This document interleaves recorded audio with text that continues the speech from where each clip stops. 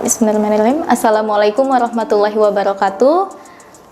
Sampai bertemu kembali pada mata pelajaran sejarah, yaitu bersama saya Ibu Yuni Lestari. Pada kali ini kita akan belajar sejarah Indonesia bab 1, yaitu mengenai kehidupan manusia praaksara di Indonesia.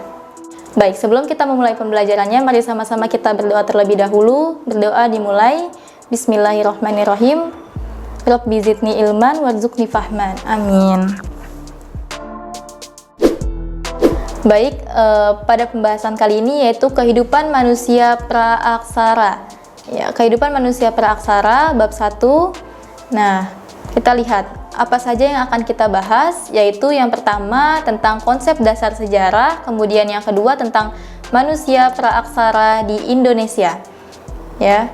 Nah, kita akan lanjut pada pembahasan pertama, yaitu konsep dasar sejarah. Nah, konsep dasar sejarah itu terbagi menjadi beberapa. Yang pertama di sini ada konsep kronologis. Konsep kronologis. Nah, dalam konsep kronologis ini yaitu berpikir dengan runtut, berkesinambungan dan teratur, yaitu dapat digunakan sebagai tolak ukur perbandingan dalam melihat perkembangan sejarah masyarakat dari zaman ke zaman. Nah, contohnya dapat kita lihat yaitu pada masa praaksara. Pada masa praaksara tidak mengenal tulisan, sedangkan pada masa modern mereka telah mengenal tulisan, bahkan iptek. Nah, kemudian yaitu mereka bertahan hidup dengan cara berburu dan mengumpulkan makanan, sedangkan pada zaman sekarang telah berkembangnya berbagai sektor industri, yaitu pertanian, perdagangan, dan juga jasa. Oke, lanjut. Kemudian yang kedua yaitu konsep sinkronis. Konsep sinkronis artinya berarti meluas dalam ruang tetapi terbatas dalam waktu, yang mana ada ciri-cirinya yaitu menjelaskan struktur dan fungsi dari masing-masing unit dalam kondisi statis. Kemudian yang kedua, dengan mengamati kehidupan sosial secara meluas. Dan yang ketiga, memandang kehidupan sebagai sistem yang terstruktur. Kemudian yang keempat, menguraikan kehidupan masyarakat secara deskriptif. Nah, selanjutnya yaitu ada konsep diakronis. Nah, konsep diakronis merupakan pola pikir diakronis yang menempatkan sejarah pada waktu tertentu dan juga tempat tertentu. Nah, selanjutnya ada konsep ruang, yaitu ruang merupakan tempat yang ada di permukaan bumi, baik sebagian maupun keseluruhan. Nah, konsep ruang itu mencakup dua. Yang pertama, yaitu perairan yang ada di permukaan bumi seperti laut, sungai, dan juga danau, dan perairan yang ada di bawah bumi atau air tanah. Nah, kemudian yang kelima yaitu konsep waktu. Nah, konsep waktu yaitu masa lampau bersifat terbuka dan berkesinambungan, oleh sebab itu masa lampau dijadikan sebagai gambaran untuk bertindak di masa sekarang agar mencapai kehidupan yang lebih baik. Nah, selanjutnya ada perubahan dalam sejarah. Nah, maksud dari perubahan dalam sejarah yaitu kehidupan yang kita jalani secara terus-menerus mengalami perkembangan dan juga perubahan. Nah, dalam perubahan ini terdapat perubahan yang berlangsung secara lambat dan juga cepat, yaitu perubahan secara lambat evolusi dan perubahan secara cepat yaitu revolusi. Nah, selanjutnya yaitu ada keberlanjutan dalam sejarah yang merupakan rangkaian kehidupan atau peristiwa-peristiwa yang berkelanjutan kehidupan manusia di masa sekarang maupun di masa lalu, yaitu terjadi karena adanya hubungan sebab akibat. Nah, contohnya seperti ini. Pada masa lalu, manusia berkomunikasi melalui kentongan, kemudian berkembang lagi melewati telepon, dan berkembang lagi sekarang yaitu smartphone. Nah, akan terus terjadi perkembangan seiring dengan bertambahnya waktu. Oke, selanjutnya yaitu manusia praaksara di Indonesia.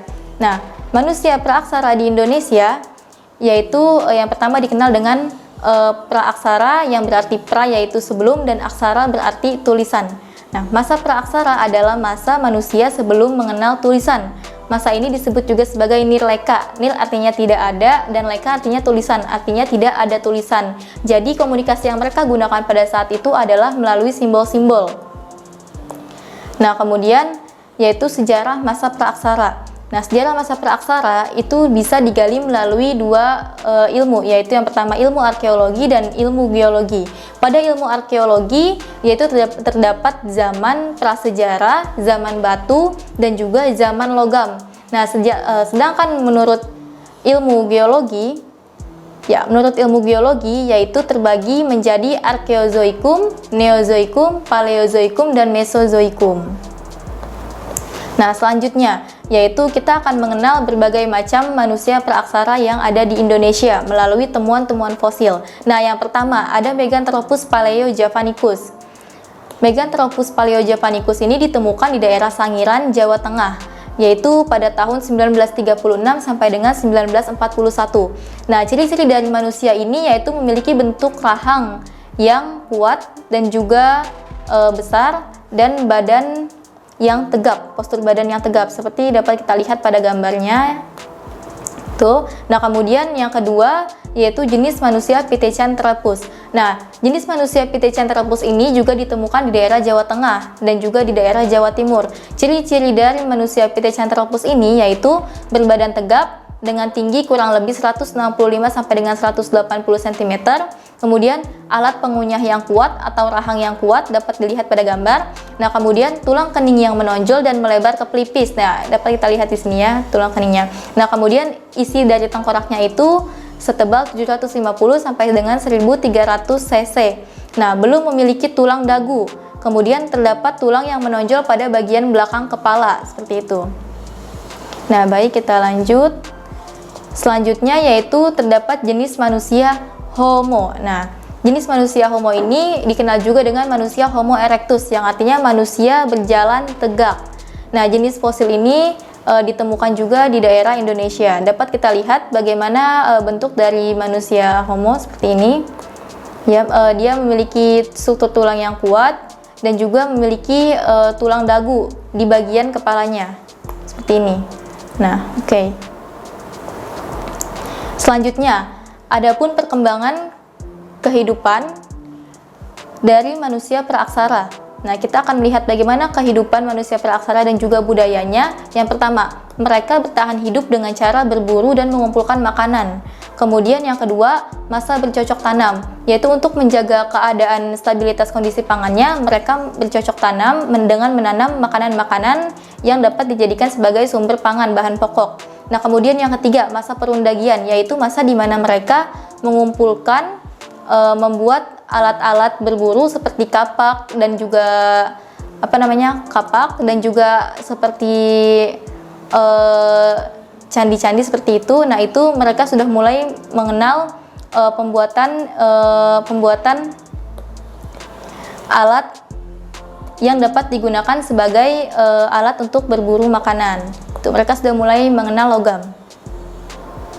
Oke, selanjutnya yaitu adapun sistem kepercayaan atau agama yang mereka anut. Yang pertama yaitu ada animisme, dinamisme, totemisme, dan juga shamanisme, di mana semua sistem kepercayaan ini adalah sistem kepercayaan yang mana mereka belum mengenal adanya Tuhan, melainkan mereka hanya mengenal adanya dewa, dan juga mereka menyembah benda-benda mati seperti contohnya patung-patung dan juga pohon seperti itu, pohon-pohon tua yang besar. Ya, baik, sekian materinya. Semoga kalian paham. Ya, demikianlah pembelajaran pada hari ini. Ibu harap kalian dapat memahami dan mengerti apa yang sudah sama-sama kita pelajari. Dan Ibu ingatkan kembali, jangan lupa untuk protokol kesehatannya, yaitu 5M. Mencuci tangan, memakai masker, menjaga jarak, mengurangi mobilitas, dan menghindari kerumunan. Terima kasih untuk hari ini. Wassalamualaikum warahmatullahi wabarakatuh.